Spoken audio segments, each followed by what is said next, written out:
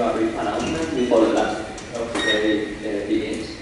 I just want to remind you that tomorrow there is scheduled a social event. We will go to visit the city of Segovia, which is located in the northwest of Spain. For this, we will go there by bus. Buses will depart from Plaza de Castilla at 1 AM, so please be there on time to take the bus.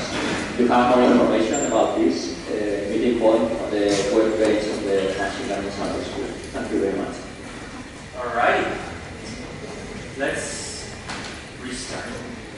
Now, I've taken you through part 1, and in part 1, well, we obviously had one supervised learning step where we took our data set and turned it into the forward model and the reward function. Now this, we considered a given supervised learning step. I didn't even talk in detail about it, only said one sentence. Oh, we assumed this was done before. But actually, this is a very, very dangerous step which we are taking there. And it's a step which, well, can, in addition to the problems that we've seen before, really be devastating performance. And let me tell you that a little bit with an anecdote from my research. So back in 2007, I started my own group in the Max Planck Institute, and I directly bought a robot, and my director gave me 150,000 euros to buy a robot, and I wanted to produce results really fast. And obviously, when you want to be really fast, you immediately think about the model. Since when you're learning a model by supervised learning, that should be really fast, and there's common wisdom in reinforcement. So the first thing I did is I learned a model of the robot, and then I tried it in simulation, and in simulation, well, the algorithm which I developed, which was a bit of a variation of what you've seen here, worked pretty well, and it looked like I could be showing a really great task. I got super cocky, directly ran it on the robot, and the robot did this. But with one big point, it went into its joint limits and broke.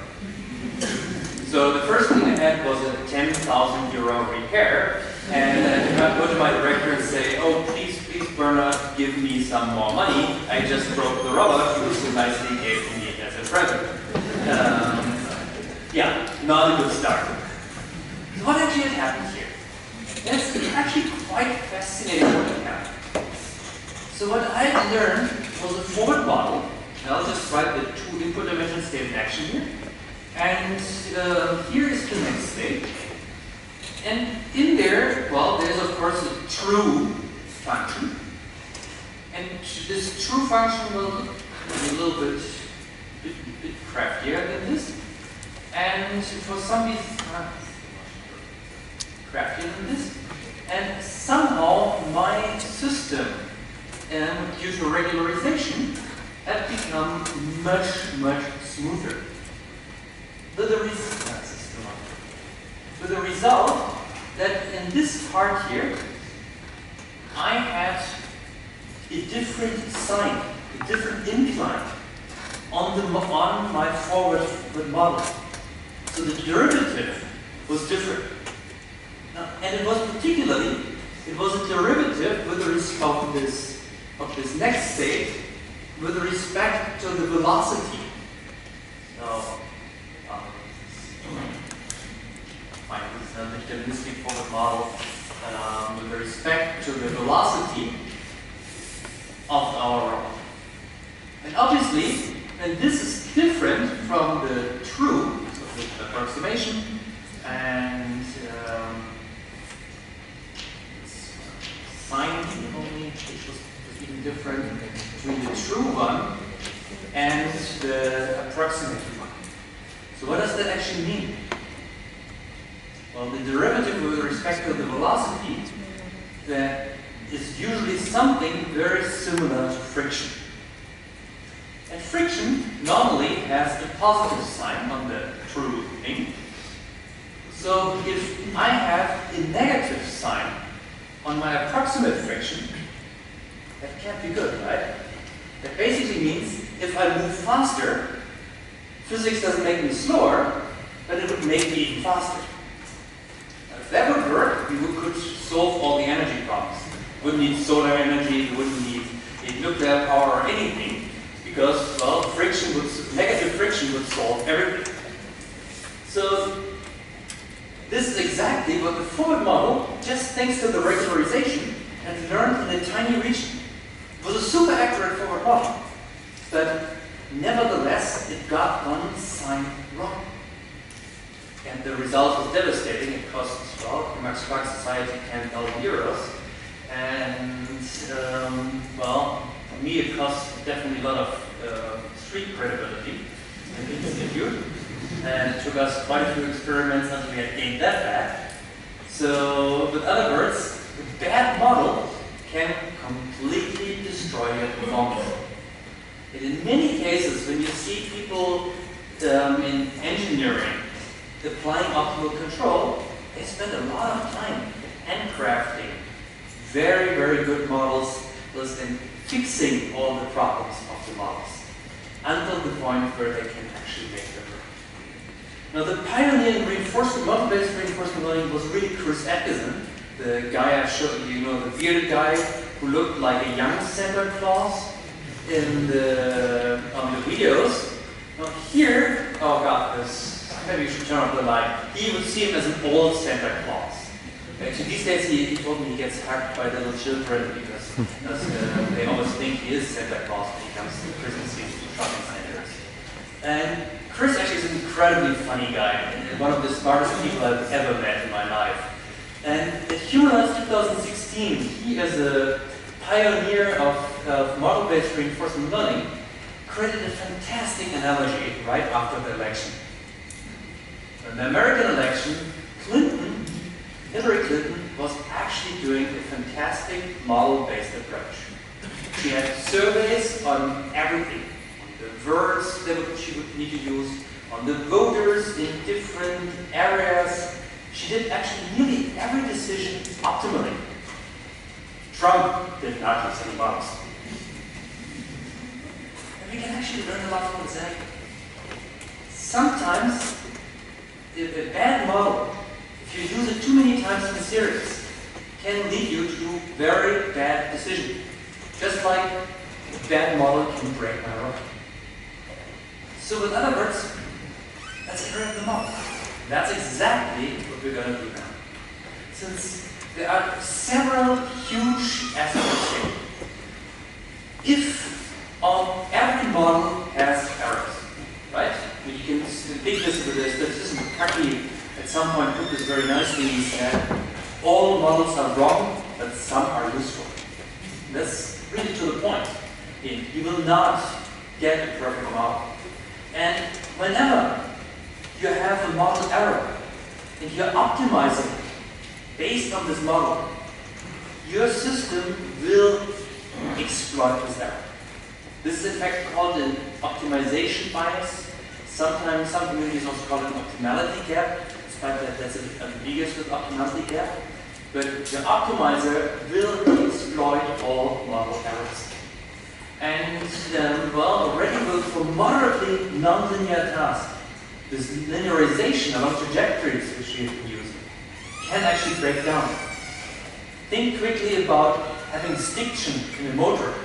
So where it takes a moment until you really can loosen the object. Like when I'm moving this glass, there is a moment that my force is maximal and then it jumps down again. That's stiction, for example.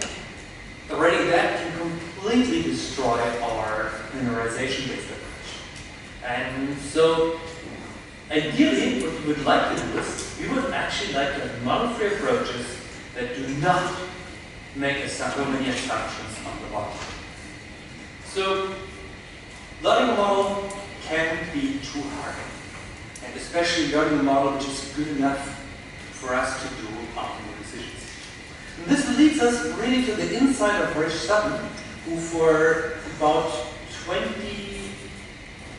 up to 2010, maybe 2009, Rich ran around and said that we should never use models.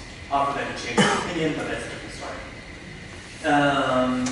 And we should, in fact, only directly try to learn the value function. So the V function, this friend of ours, is suddenly at the center, and these two guys, well, we only want to take samples from them. That guy is the operations at all.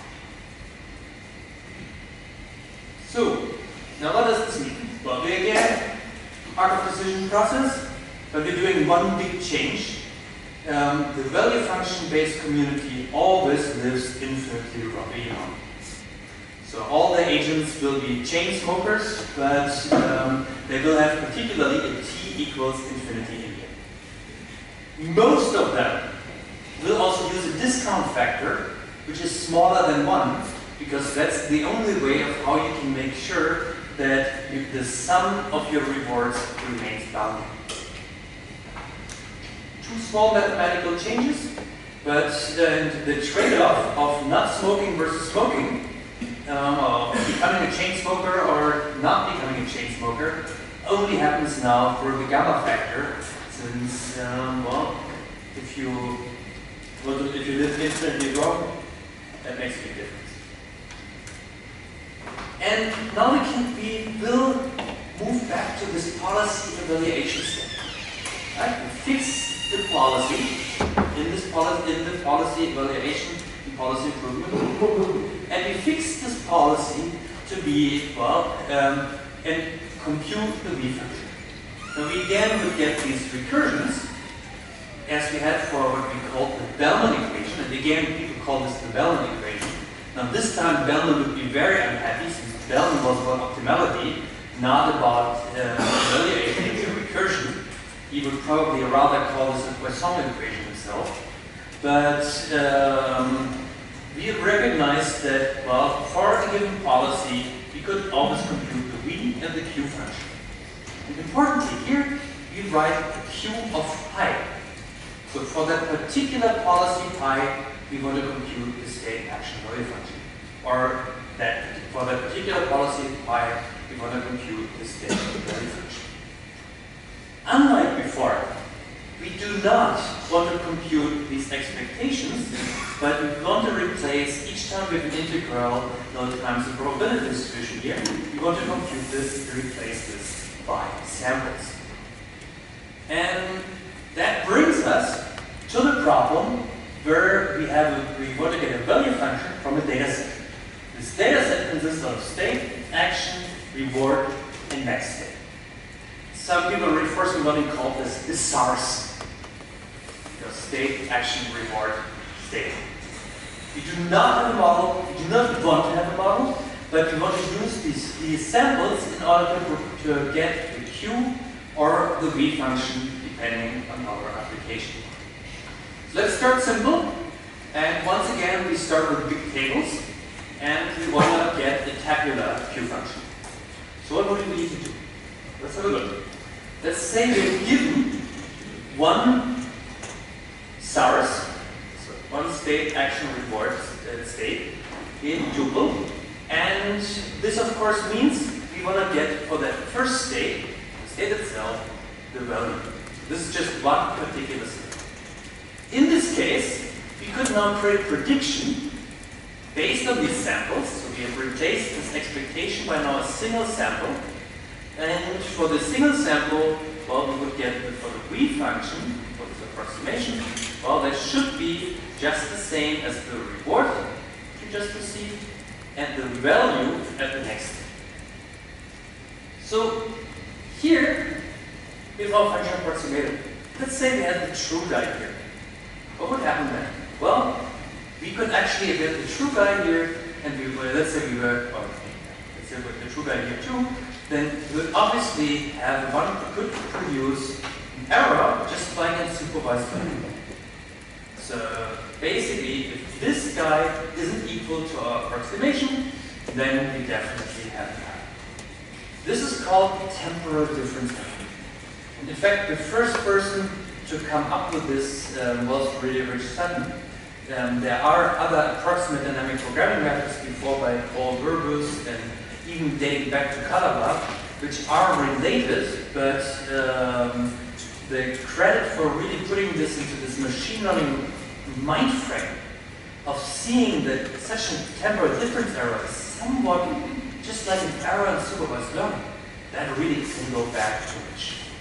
So what Tommy Yakola noticed very nicely is that this actually is very similar to the geometric averaging. Since if you do now a tabular update of, well, we want to update the value function at the state st where you've just been at, well then this should be the old value plus the learning rate times the error. When you do this tiny evaluation which Yakola did, he actually showed something which I find very cool.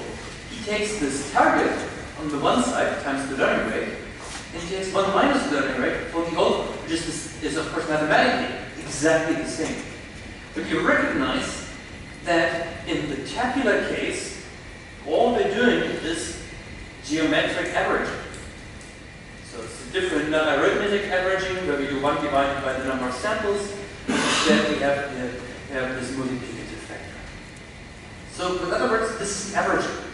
If you use this formulation, you can actually show that this tabular value function, if you can do every state action pair infinitely often, so you basically get infinitely many twin brothers with the same policy, then this will converge to the true value function of your policy. So in other words, we can do policy evaluation without actually having to take all these actions, just based on samples. So let's do this a bit more, look at this, what this means practically.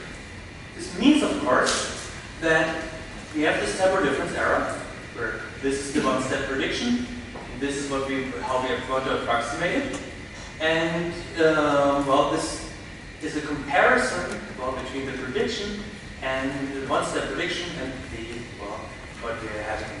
Now, in the moment where our estimate is, well, too high, well, in this case, we, if our estimate is too low, then we obviously need to increase it. If our estimate is too high, then we obviously need to decrease it. So it really is an error in the classical sense. The very, very cool part is that people have been looking now, does this happen in humans?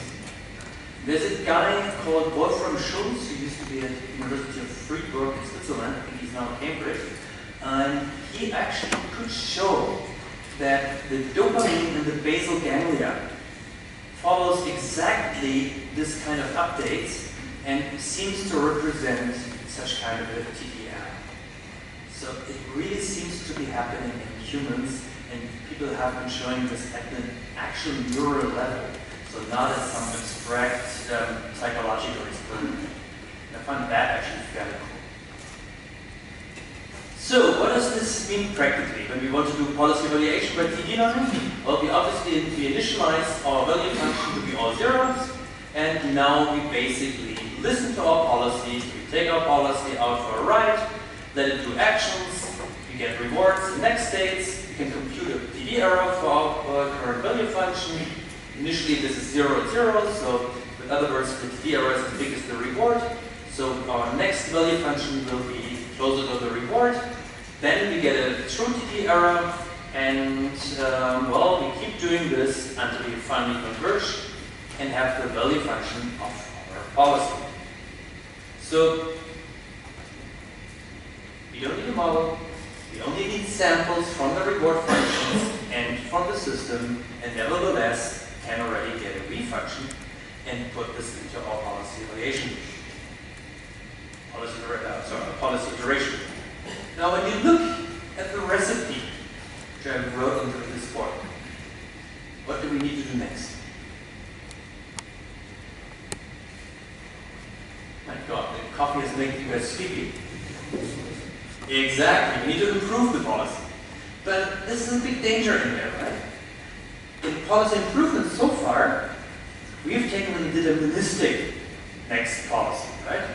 We've just jumped onto the optimal actions. Can we do that? No. Very good. Why? Exactly. You don't have access to all the states and actions. Just think of this. Let's say we're being sample-based, and you have me blindfolded. You want me to walk out of this room, and I will be running into this barrier here, and I will never stop doing this because I'm always doing the same action in my state.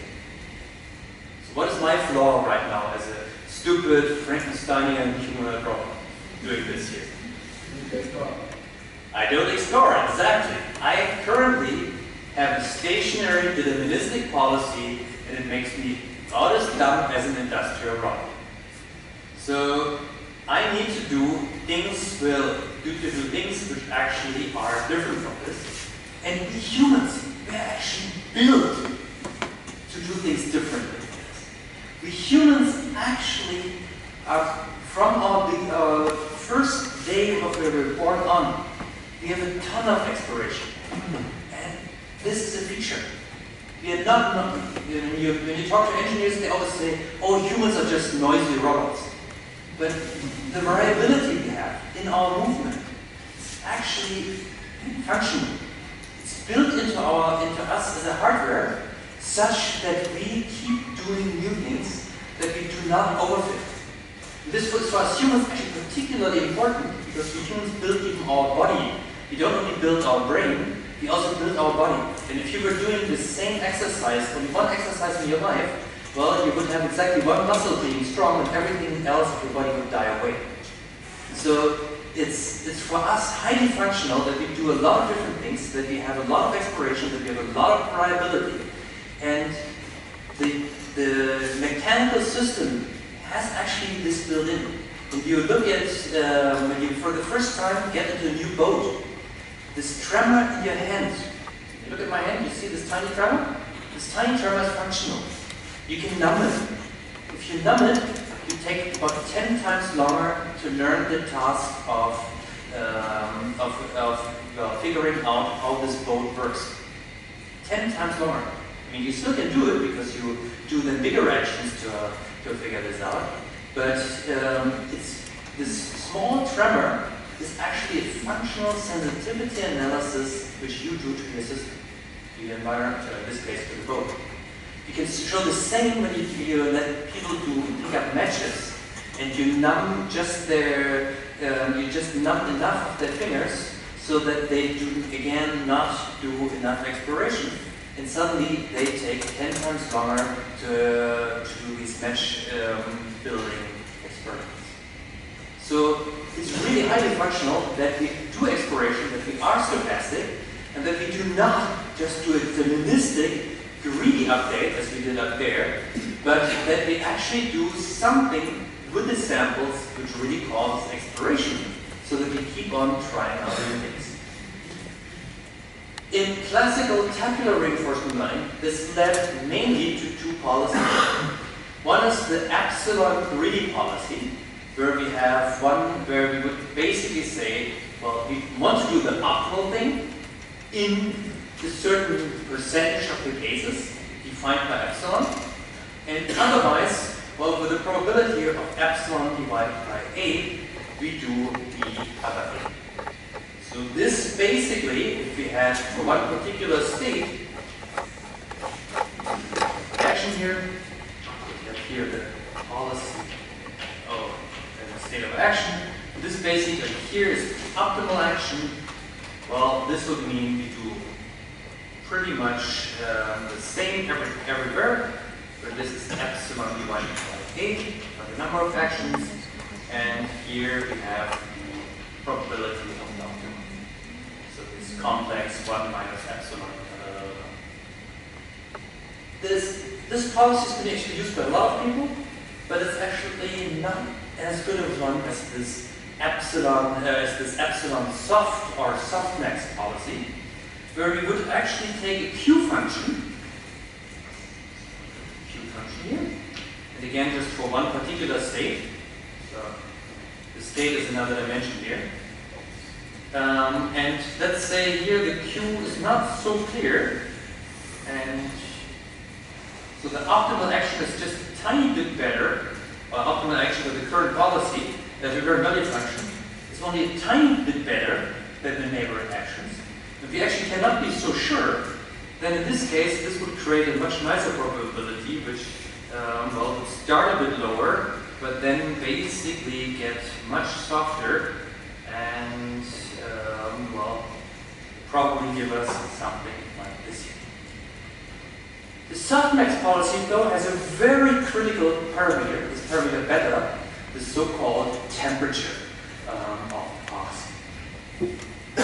So now we have enough, right? We have a policy which allows us to improve, and we have a policy evaluation for the policy improvement, and we have a policy evaluation which allows us to now take better actions, but at the same time don't do what I did of running blindly always into the barrier, but actually will occasionally escape to the side.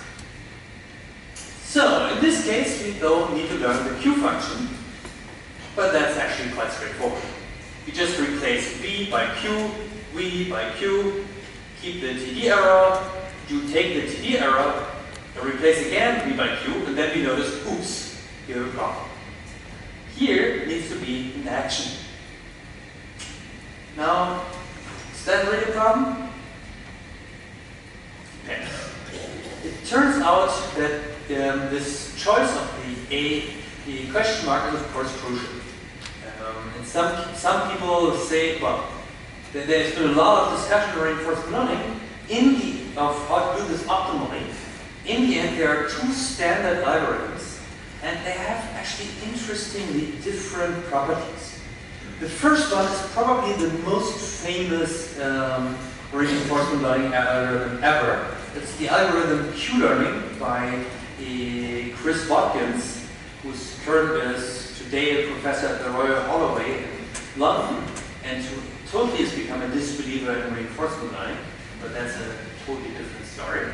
His thesis, PhD thesis, though, is probably the most cited in reinforcement learning ever, and I think it's like something like 10,000 citations just for his PhD thesis.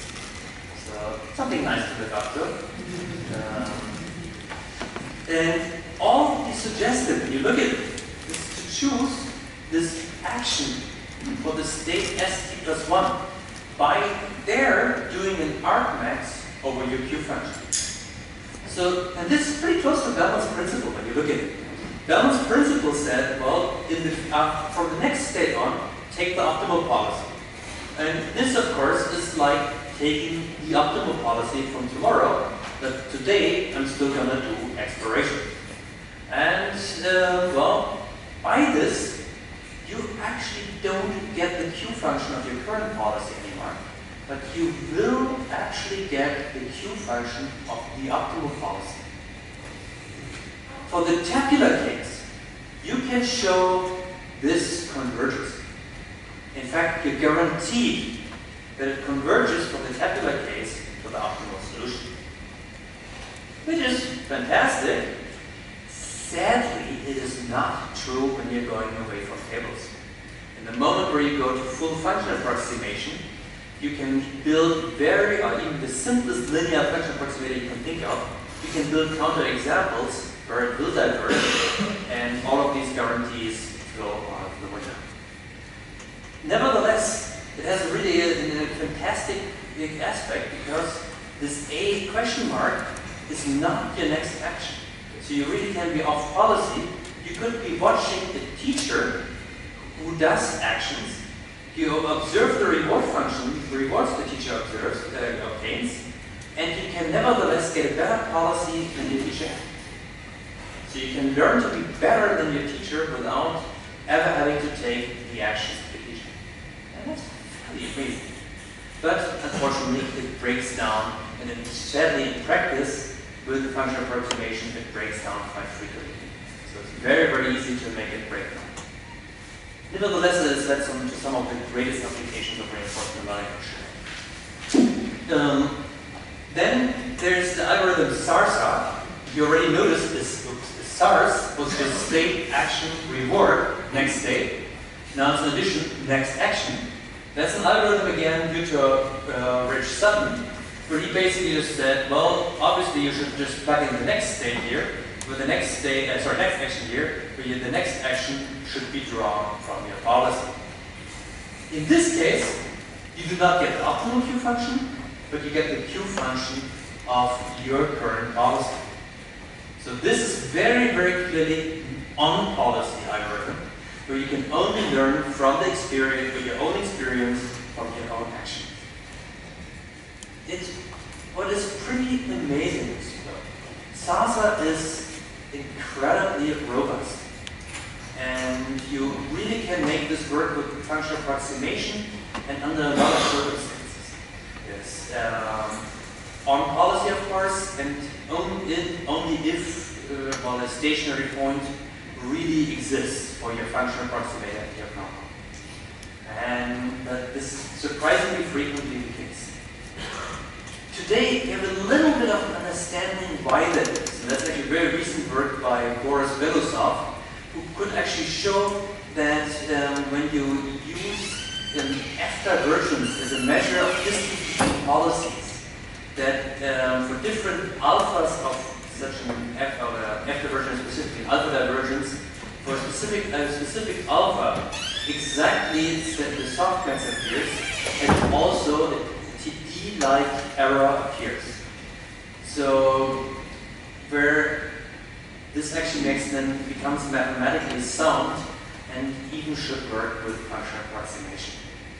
So the policy will always change, because every time you change your Q values, you have a different policy, and all of these algorithms for the tabular case work really well. Now here should be coming your big screen. Why do we care about the tabular case? That's a really good question. Since we shouldn't care about the tabular case. The tabular case we can solve just using dynamic programming. We don't actually need value function methods for it. Getting away from the tabular case, though, is the case where we can now, because we're dealing with these value functions as if they were something from supervised learning, where we have an error. So we can suddenly take our complete book of supervised learning and, well, take our favorite function approximator and start playing with it. And people have been doing this, well, for quite a while now, but what works really quite well is that you take linear function approximator. Here's where you can do much of the math pretty nicely. So instead of using now a table for the BS or some more complex function, we now have a parameterized function approximator, so the parameters omega. So you're going to have features or basis functions phi of a particular state, and we have these parameters omega. How do we find the omega? Well, here the value function becomes so useful, because we can now use this concept from temporal difference learning in order to obtain these parameters. For that, we recognize, of course, we have been having a means for error before. We want to have a means for error, just like supervised learning, just like what you've been doing already half of the week at least.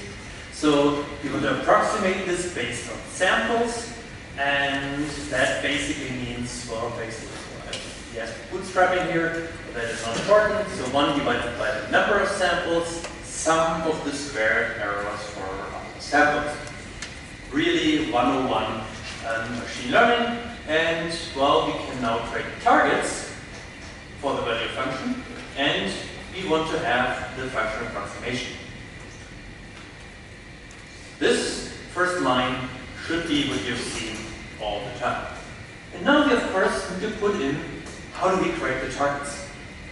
And here we are substantially different than from non-supervised learning, because our targets are obviously have the reward in it, which is something you've observed as a quantity, but they also should have something based on the value of the next state, which is something you cannot observe, where we actually have to use the previous estimate. Now, whenever you're using a previous estimate in order to create a new estimate, that's what people call bootstrapping. Kind of like this German or Austrian Baron Münchhausen, who supposedly pulled himself out of the water by putting himself from his hair to the tongue. It doesn't, well, for him it didn't work, since that's obviously a fairy tale, but for bootstrapping we know in supervised learning, and here in a very different meaning, but here bootstrapping really refers to that we plug in this function approximator for the value function for the next state into our targets and therefore into the error.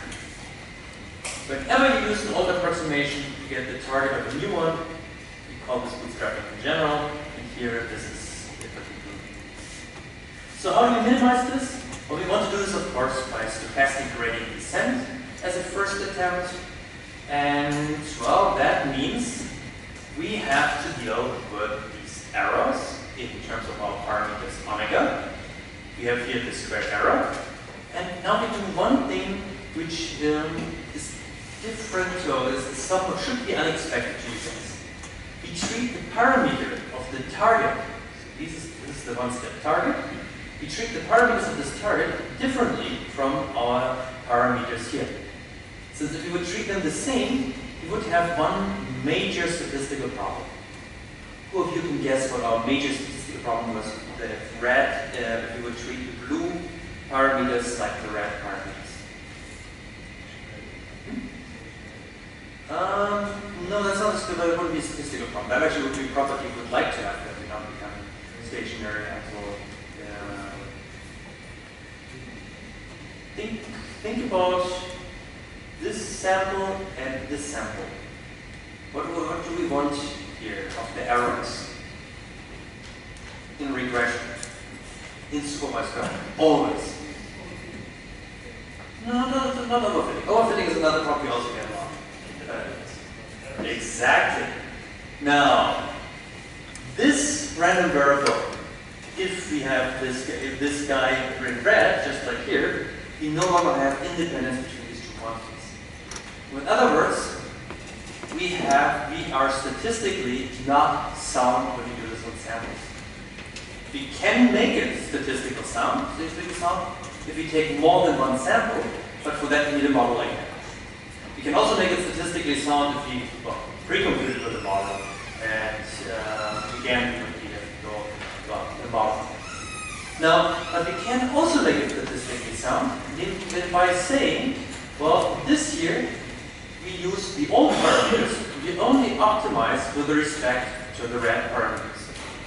So, in other words, well, we take the derivative of our bootstrap error with respect to the red parameters, and then we set later the red parameters down at the current parameter value. This gives us gradient descent, and just like you've seen it in a deep neural network, like you've seen it in pretty much anywhere else where people do gradient descent, with a tiny thing that now we can plug in the derivative, which just becomes the TD error here, times the basis functions. And you recognize this is the same rule as you would have in a one-layer perceptron in your network, for example. Voila! We can do policy evaluation parametrically. So let's do the and here we have the TD error one more time. So normally in supervised learning, this would be very similar in the normal perceptron. It would be basically the same except for this term not being there, and you would just approximate in that case the reward function.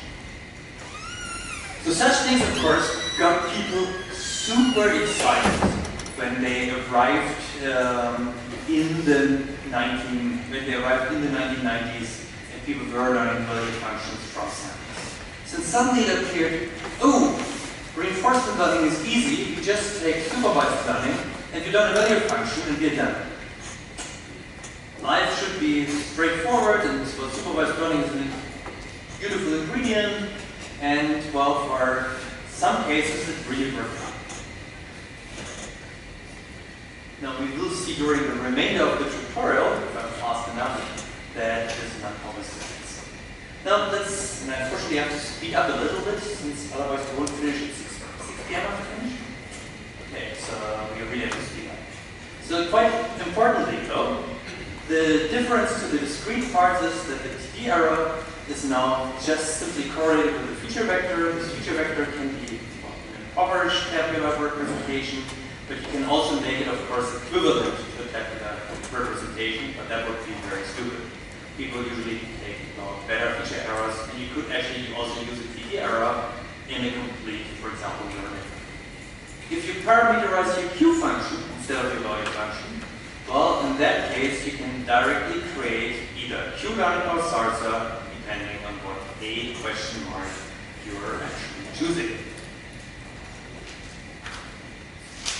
Now, this has led to a lot of cool applications. Sorry, a few more last words on this, on these methods. This is, of course, not proper gradient descent, since proper gradient descent would actually require that we do the expectation somehow over the next states and really go down the residual. Such methods have been researched under the name residual gradient methods. And you can show that they have some advantageous properties. Is under the big disadvantage that you either need a model or need to be able to compute the expectation somehow, or need to have multiple samples starting, multiple different actions starting from the same state. So it's not actually getting that much more favorable indeed. And this really is, well, because we have done this trick with the red and the blue omegas, and by ignoring basically the blue omega getting the gradient descent, we have created a different objective than the proper gradient descent. In some cases, we can get, for that reason also, it's one of the reasons why we can get divergence. For example, Q learning will not always work, and simply because, well, functional approximator can kill us. And then, well, in TD learning, we can be quite fast in the number of features, but in terms of that, we are quite fast learners, but we're actually not very data efficient, since every sample is used only once. So I should say, though, that some of the greatest applications of reinforcement learning, like learning Tetris at a human level, or learning TD Gamut at World Champion level, have been done by just using TD learning. In one case with the linear functional approximator, in the other case with the nonlinear functional approximator. This slide should be later, actually, I just realized, because both Go and Atari games will be about a method I will be showing only on the next slide. Since using every sample only once is, of course, super inefficient. We can do better than that. This doing better than that, this has actually surprising background.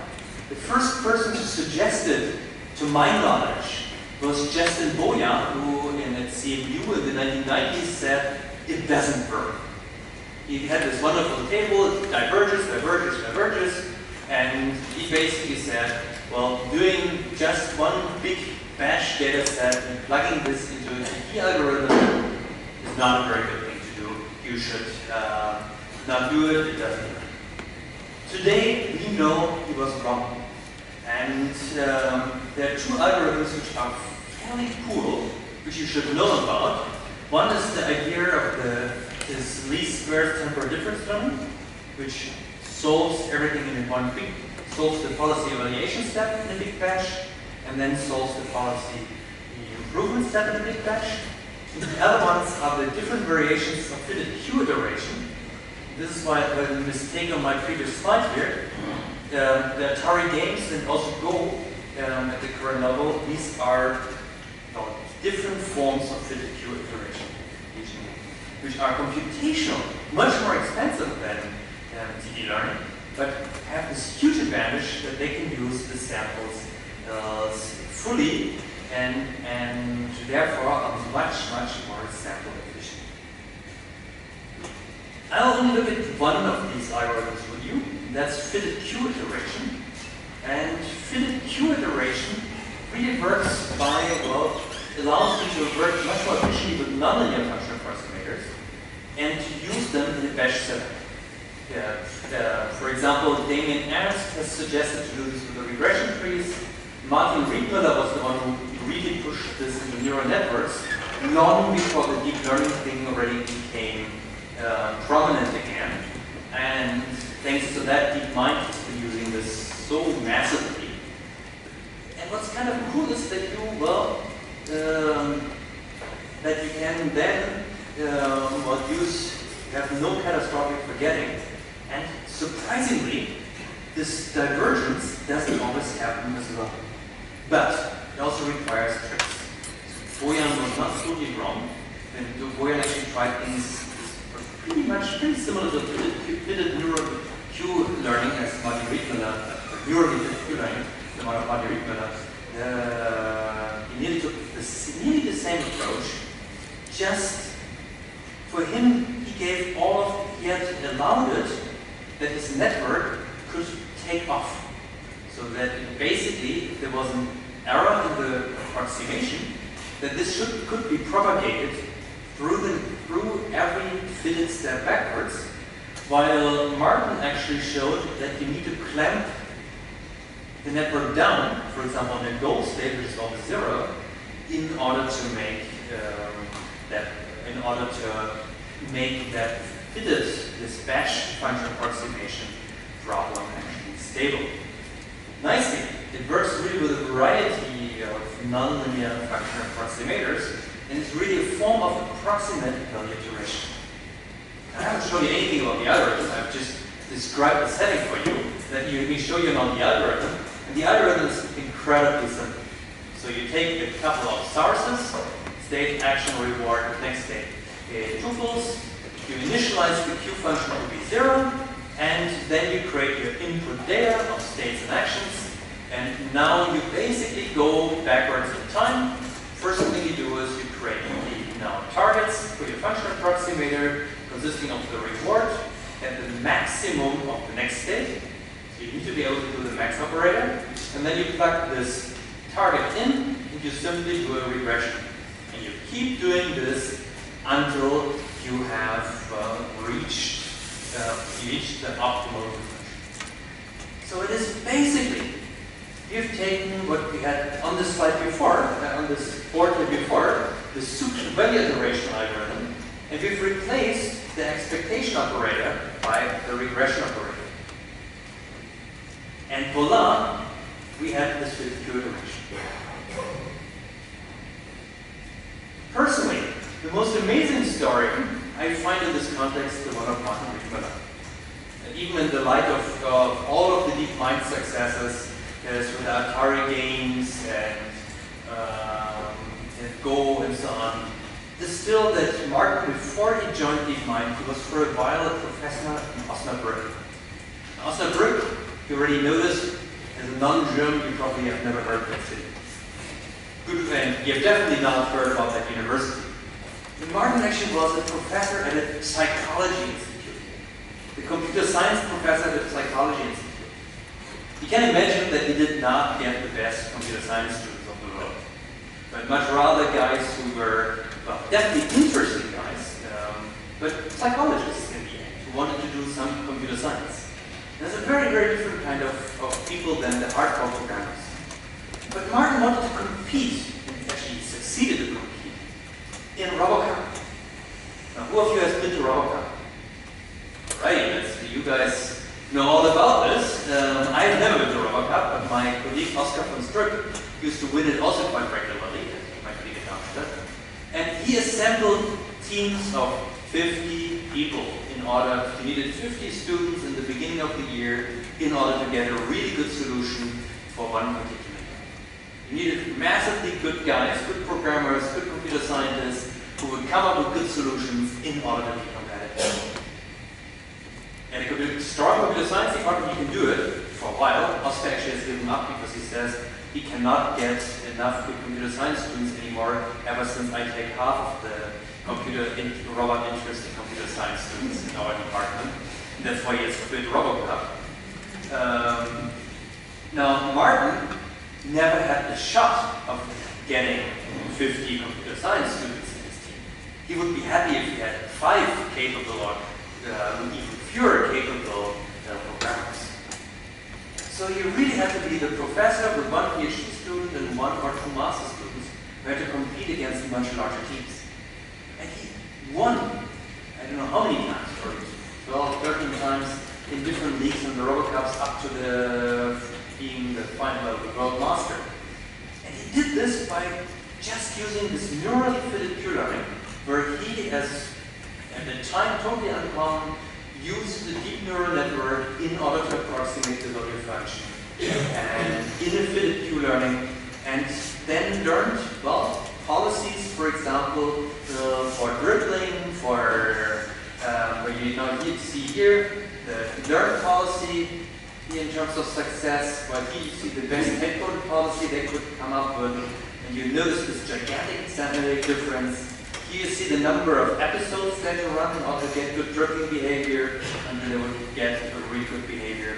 And it was really nice, Martin wrote down all of these things right after the last time when he won in the World Cup, and as a nice journal paper. You should read it, it's totally worth it. It's a really well written. So, now that brings me to the summary on value functions. After all, I'm going too fast now. So they have been, since roughly 1990, 1992 or something, they've been the driving reinforcement learning methods. And it's only up to in the 2000s that they were again doubtful. There's amazing things like backgammon, checkers, Atari games, robot soccer, where they have been all pretty cool. But not always all methods of choice. Why? Well, one part is, of course, in robot soccer, your robot may have a high-dimensional state in terms of the, well, writing it all down, all the sensing, all the things the robot can observe. But your robots are not in a plane. In other words, even when your state is in theory very high-dimensional, the actual state dimensionality, if you were doing dimensionality reduction, would actually be quite low. You're living in a plane, even when there are other people living in the same plane, locally, this will be a 2 or 3-dimensional space. Yes, it may have some twisted connections and so on, maybe a very twisted manifold, but it's relatively low dimensional. So you can do one thing, you can fill it up with the samples.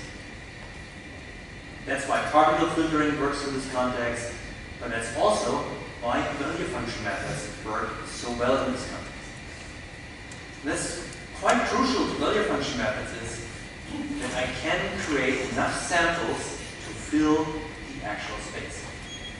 Now, when I do humanoid robotics, I have to sometimes fill up for, like, let's say, grasping or manipulation behavior. I have to actually fill up this space, which is, well, you have 15 degrees of freedom for my fingers. So it's position and velocity, that's 30 dimensions. So I have to fill up a 30-dimensional space with samples. That is something I cannot do. Just as much as I cannot discretize this space, I cannot fill it up with samples. If the true dimensionality of the state space is lower than the discretized one, you can fill it up with samples but not discretize it. But if the true dimensionality is high, you are fairly lost. So quite clearly, that's something you want to avoid. And this is really like another curse of dimensionality. If the true dimensionality of your behavior is high dimensional, then it doesn't help you that you're using samples instead of models. Then there's another part, of course. An error in the value function approximation can have a catastrophic effect on the policy. Think about this very quickly. There are 2 actions which are nearly the same. Then this can mean the difference of me going to the left and to the right. I can be variant, and if this is due to error, one gets pushed up. I can completely destroy the behavior and even get an unstable behavior. And so, while it scales much better than discretization, it really requires that you can learn the value function properly. So, questions about value functions.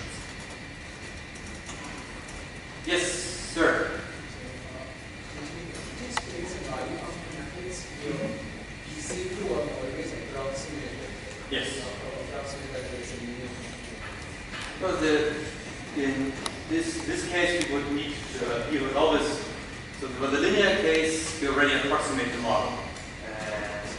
Yeah. Can this be seen as, is there an equivalent modern case method which will result in the same algorithm as the So there is a modeling involved here. So you use modeling value, but can we see this algorithm as this reclaimment in such a way that you consider modeling? So you could take the reward function from LGR, plug it into Q-learning or Sarsa, and you can actually, in this case, compute all of these terms, even analytically in this case, of course, and see that the algorithm works properly in this context. That's actually relatively straightforward. And understanding the system in terms of LQR is something which we've done many times in reinforcement learning. It's just, of course, the case where it's not particularly helpful, because in LQR, if you can do LQR, you should do LQR, while if you can now plug in a highly nonlinear function approximator for this regress, well, you can learn things you couldn't do with LQR before, you couldn't do directly from optimal control. So there are cases where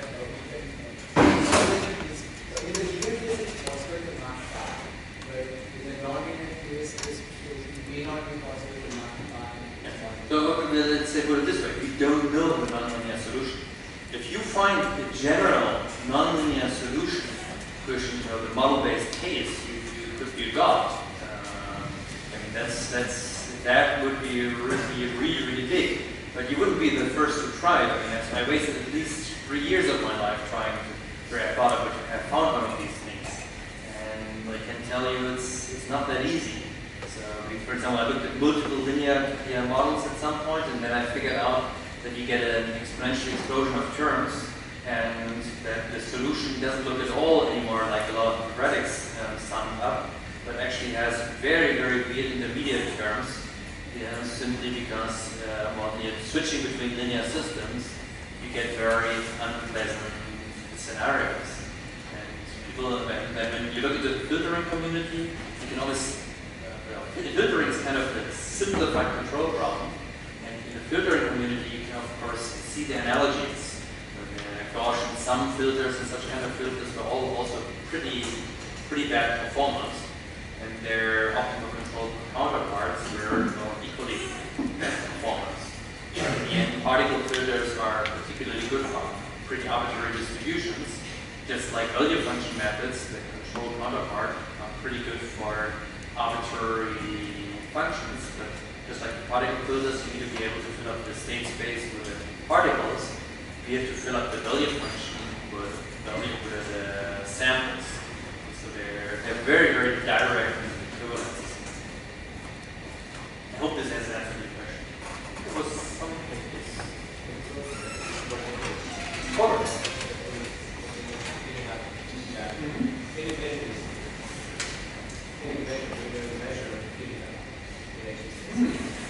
So, I mean, people looked at this on the empirical case so far. I think this would be, that would be something very valuable if you would figure this out. I don't know.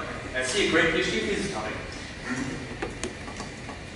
This project to actually figure out how to get proper measures here. So, no, I don't think anybody else can give you the solution there, but I think it would be a very timely topic. People have just been looking again at value function methods and guarantees and the simple linear quadratic case in order to understand these really well. Other questions? Alrighty, then let's go for the last part. And the last part, we are now trying to cut out the value function. Well, that's a bit weird, right? First we cut out the model, and now we really want to cut out the value function. Why do we want to do this? Well, let's have a look. Normally, we would do these updates of the policy. Let's say get an optimal policy parameter, we're doing argmax over the And now let's say during this process we had a V function, and this V function, well, was a small change, right? The their states were similar, the two Q functions were very similar, the two connections were very similar, and then suddenly this switches. So that can be the same as saying that I'm switching from the action of going this way around, or whether it's the action of going this way around. So it can substantially change what I do, and it can substantially change the path of the plants. So we suddenly get, from a small change in the value function, we can get a large change in the policy, which will, of course, in this case, cause a large change in the value function, and, well, we get a potentially unstable learning loop with large policy jumps. Of course, such a small change in the value function, the small change should be 2, would actually cause, if we were just doing small updates on the gradient of the return, would only cause small changes in the policy, and we would get a much more stable policy loop.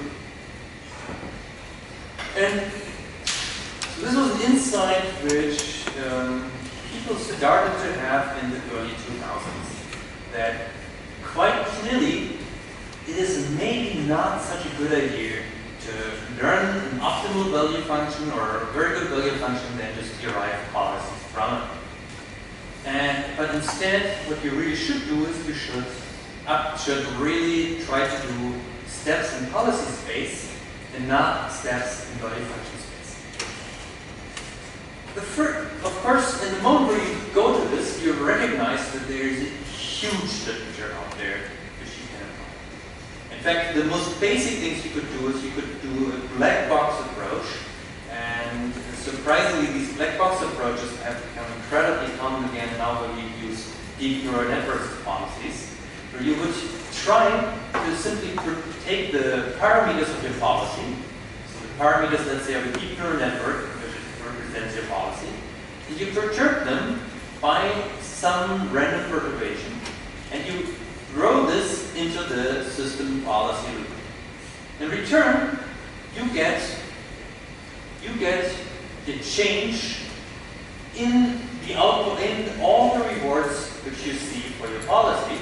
And this change, well, can be described by difference between the behavior under the current policy minus the behavior of the policy perturbed policy. When you now look at the Taylor expansion, you recognize, of course, that this is offset mainly by this delta theta. And you could now solve, we could now solve for this gradient in the least square sense by just linear regression, and where you would take all the parametric perturbations in one big matrix and well, project the changes in the reward onto the perturbations. That again turned out, of course, to there's a lot of people do this in optimization. A lot of optimization toolboxes use this right away. It has a ton of names, and it's surprisingly efficient, and it has just, well, basically again come back, as you can see from Ben Reckitt's work, where, well, who showed how effective that can again be with a deep neural network. And there's tons of names also. There are tons of different approaches here. The Wolowitz procedure, the Robbins-Monroe procedure, the SPSA algorithms, and these are all different forms of finitely different ways of directly doing policy optimization. And in a way, you should feel really sad at this point that this actually works so well, because that you can do so much for this. And so many people have been using this successfully, because this has thrown out all the knowledge. We're just using some function approximator to approximate our policy. We perturb the parameters, and we see how well does it do for the whole lifetime. We create long samples, we do many trials. OpenAI, they very frequently do 1 million years of samples of lifetime of a robot in order to get one gradient update. but it actually works surprisingly well. Again, really savvy, but at the same time effective when you can't do anything analytically. And yeah. Now, nevertheless, this matrix, these parameter perturbations have, of course, two problems. One problem is you need to excite the right parameters. It's very hard to say even by what magnitude you want to excite a parameter. I mean, if you know that what the physical meaning of the parameters, then this is quite clear. Like, let's say you don't want to excite a robot by more than a meter of random perturbation of some kind of length unit of how far it should move. That would be very clear. But if these are the parameters of some, like, let's say, deep neural network, you have no clue what you're actually perturbing. And you can very quickly destroy your robot by, well, perturbing the wrong parameter the wrong way. That's why most of the people who do this obviously only do this in simulation, and then they show pretty videos. The second problem is you need to somehow always do this kind of projection step where you have to invert the matrix or divide by some very small value, where this small value can, of course, also have a devastating result. And of course, it's not very sample efficient as well. So that's why finite difference approaches, well, in the policy gradient literature, were actually not as effective as what we call the likelihood ratio policy gradient. And this one, as we have time after all, I want to explain one more time in a little bit more of detail before I go into the on the slides.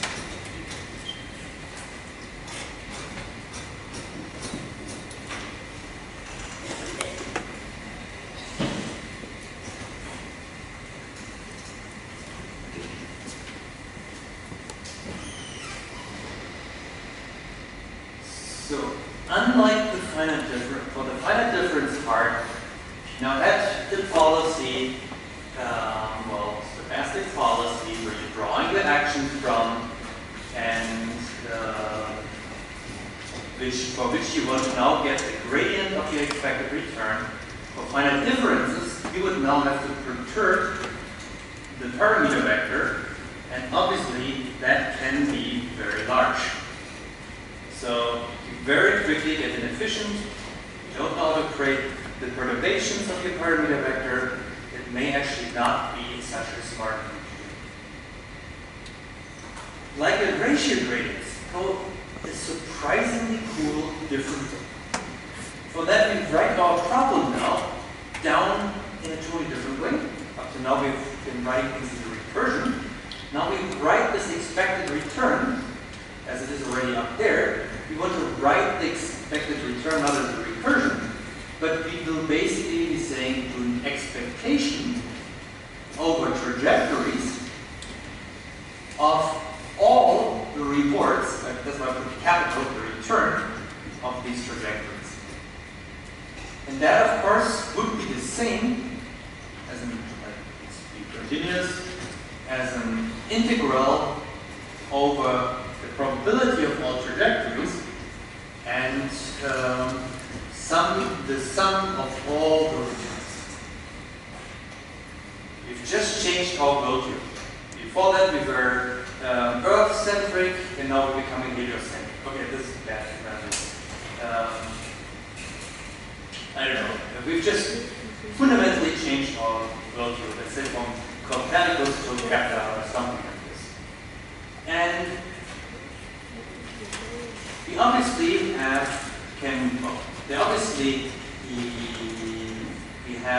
can use the same notation as before. So we have a start state distribution for the initial state, and we have the product of t equals 0 to infinity of the policy of action t, policy is particles theta, and we have the model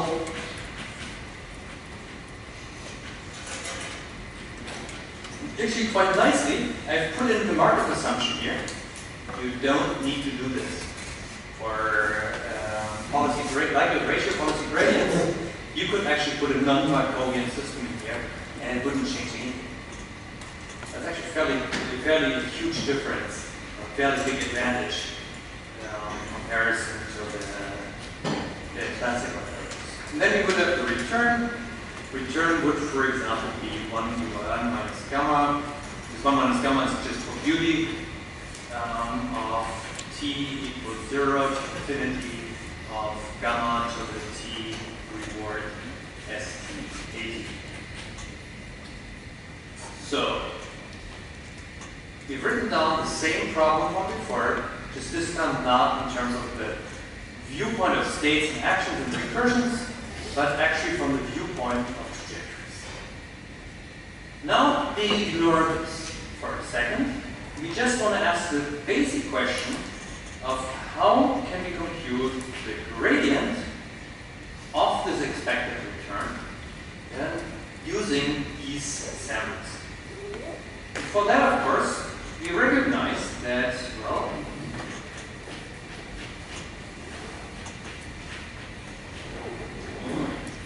that this gradient, because the trajectory space doesn't change, we can actually plug the gradient inside the loop. Okay, fine. Not a big change. What do you think? Now we do the very silly trick. And who of you still remembers what the gradient of the logarithm of the function of theta is? 1 divided by the function.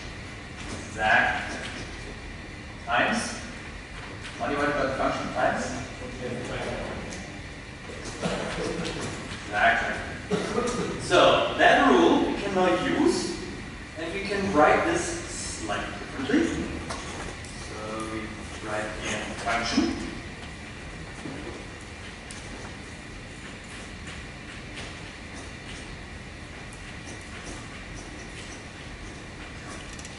And now we recognize something fairly cool.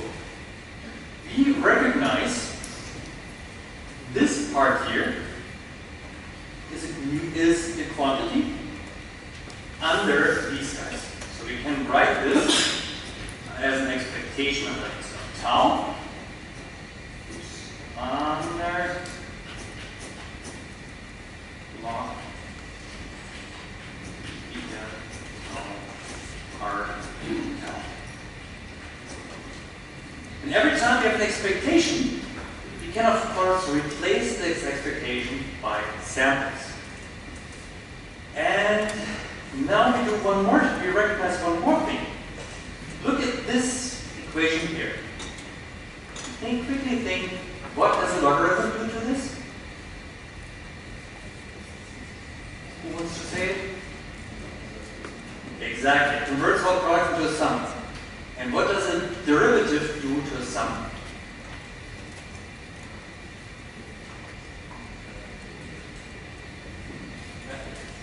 Well, I think I heard it. Exactly. It kills the world model. I think that's right. I hope I got you right. So we do the logarithm first of p of theta of tau, which basically makes it the logarithm of mu plus the sum of the logarithm of pi. I leave the arguments away, plus the logarithm of the model.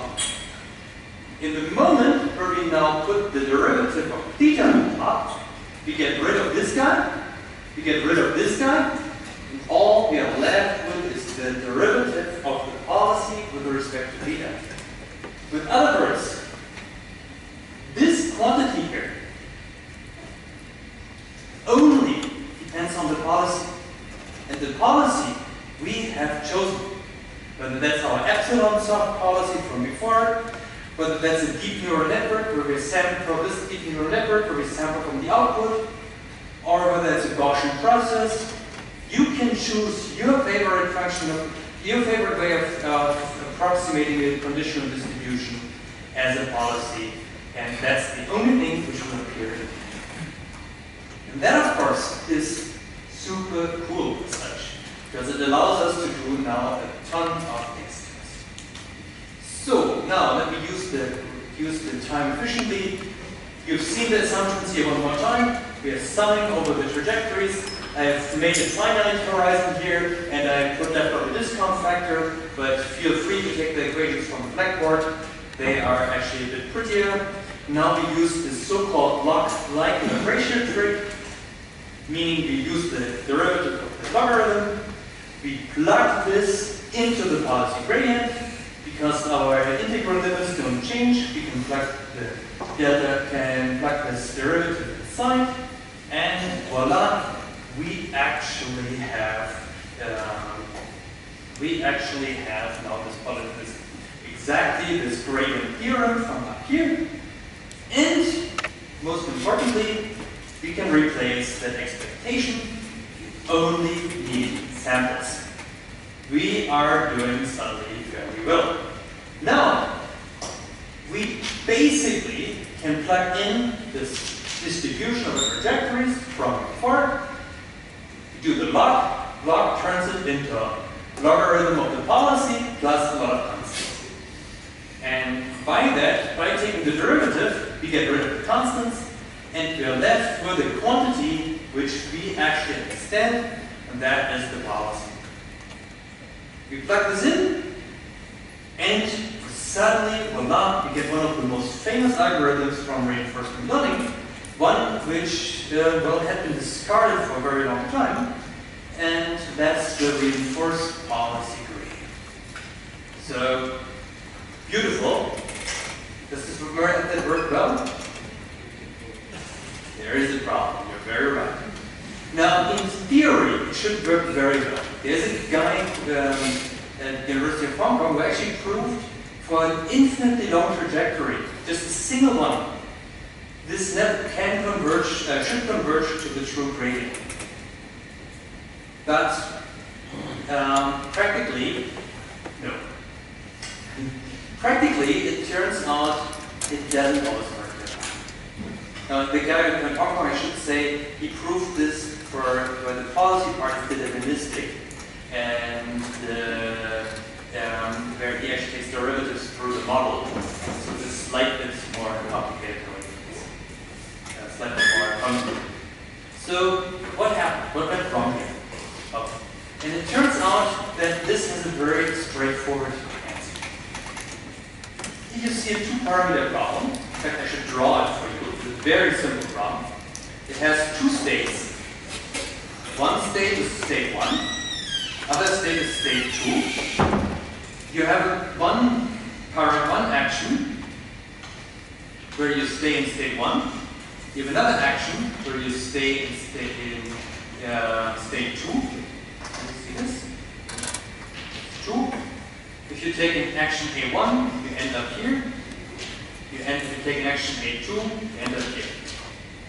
And in addition to each of these action probabilities is done by parameter beta 1 or by parameter beta 2.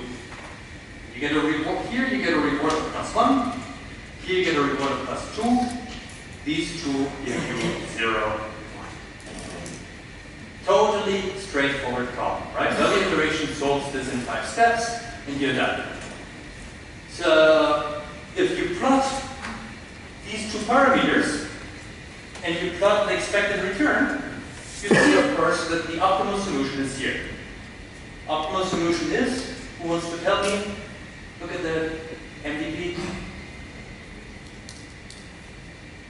Who wants to say it?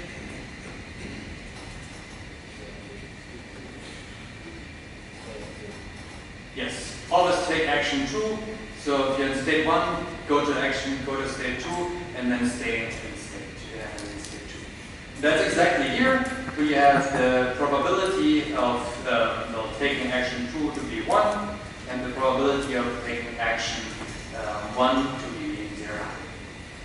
Now, when you look at this plot though, where you have just these parameters, these discrete parameters between 0 and 1 of this policy, and you directly of course see that, well, only when you would start right around here, your gradient would ever lead you to the optimal solution.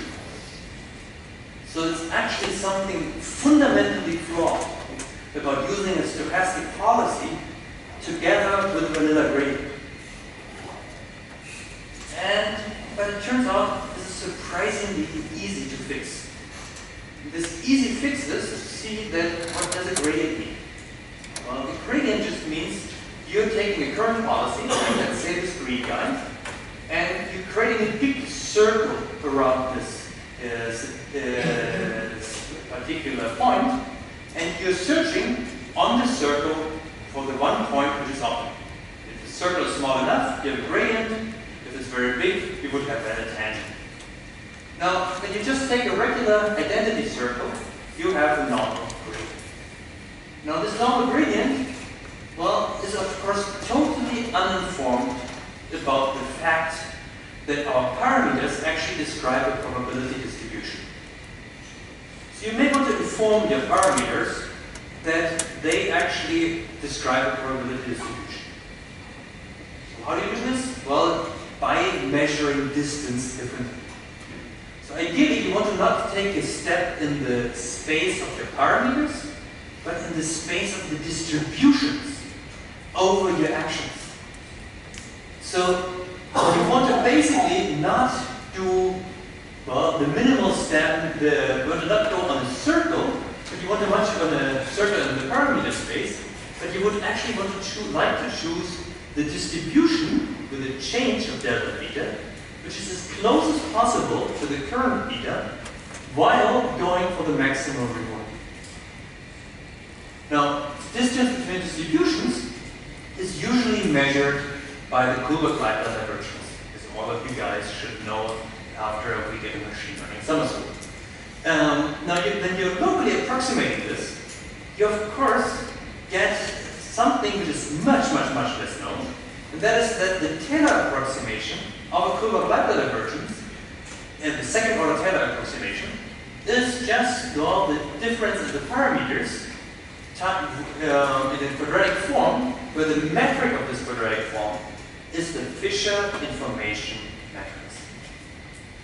So Fisher information matrix, I don't want to go into details of it, just to give you an intuition. What it actually measures is the uncertainty about the parameter when you normally use it in, like, let's say, a filtering problem. In our problem, this is just the local approximation of the distance between two distributions. Now, we bound this distance. In other words, we are again creating some form of a gradient, just in this case, a gradient in the distribution space, where we have this this ellipse now instead of the circle, and you want to take the optimal direction here. So it's suddenly a constraint optimization problem, and Amari actually already showed for supervised learning that in supervised learning you would get, as a result here, the Fisher information matrix inverted times the regular gradient. Now that's of course super powerful. Super powerful only when you dig deeper into the literature, but you basically are guaranteed to improve, because the gradient is guaranteed to improve, but the Fisher information matrix is actually also guaranteed to not turn your gradient by more than 90 degrees. So whenever you have a convergence proof, then, and it's not to premature convergence, but actually to a convergence to an optimal point, then this will bring you to the optimal solution. In our case, though, it's even nicer because this also includes that we have the constraint of staying in the probability distribution space in there directly, which we otherwise would have to do in terms of the projected gradient. So, suddenly, well, the question is now, are they useful? And there I can assure you, yes. Here I have two problems for you, where we have the natural gradient. One is the LQR problem again. In this case, LQR plus expiration. So we take the linear gain as one parameter, and we have an expiration parameter in addition. When you look at the regular positive gradients, well, they all go to zero expiration. And you're very, very lucky when you get to the optimal solution. Now for LQR, the natural gradients actually point to the optimal solution. And you can even calculate the correct step code so that you could get there with a single policy update. In addition, well, for the two-state problem which you saw before, well, which you have here on the whiteboard again, well, you would get with a policy gradient to premature convergence in set one of the zero exploration areas, while the natural gradient brings you to the optimal solution. Now that's still not the complete answer, and I'll give in the last 6 minutes, we'll try to bring you to the next step from, natural policy gradients have just gotten a complete revival. In case you've seen the algorithm TRPO, that's actually just a conjugate gradient version of the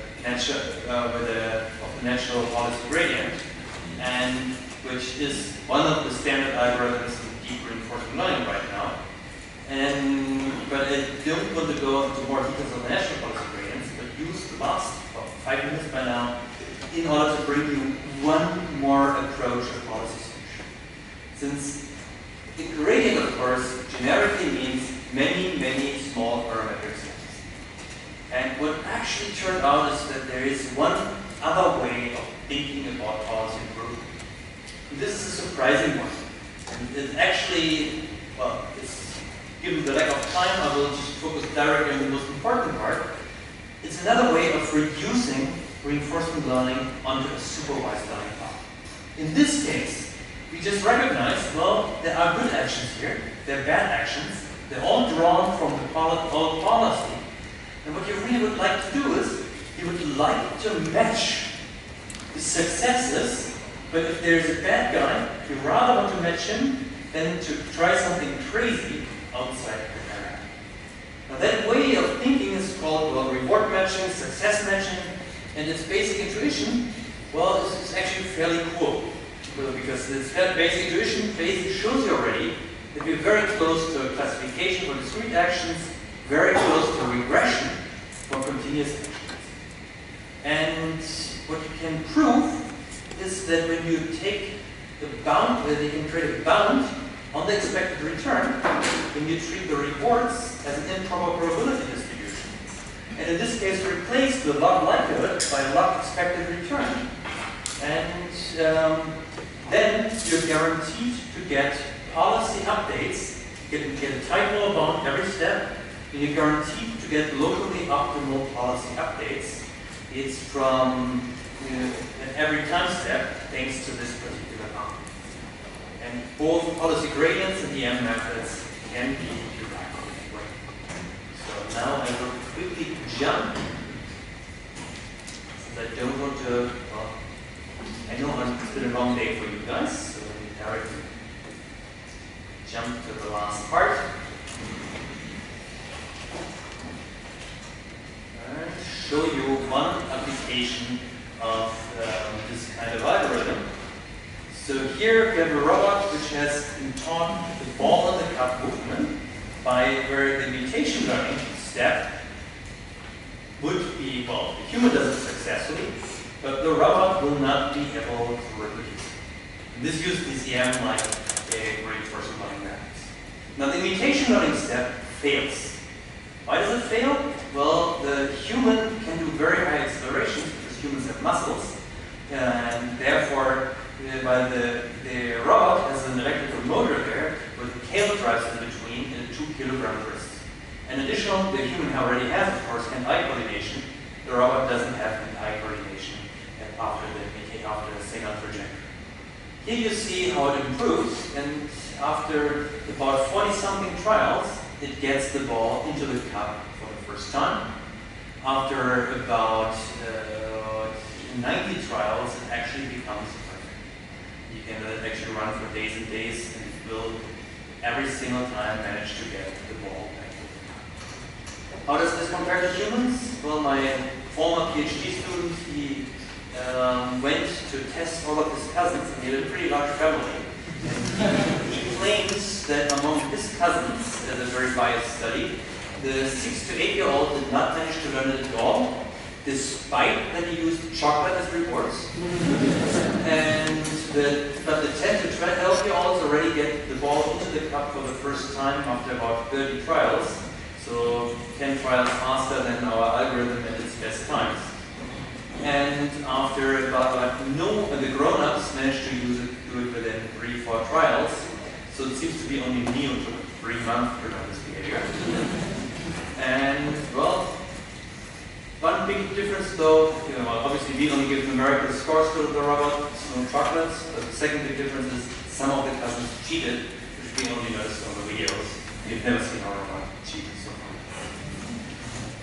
If you want to drill further, I can only strongly suggest to you to look at these 3 problems. And I will give you in the last minute or 2 minutes, which I'll go too long today. I'll give you my answers.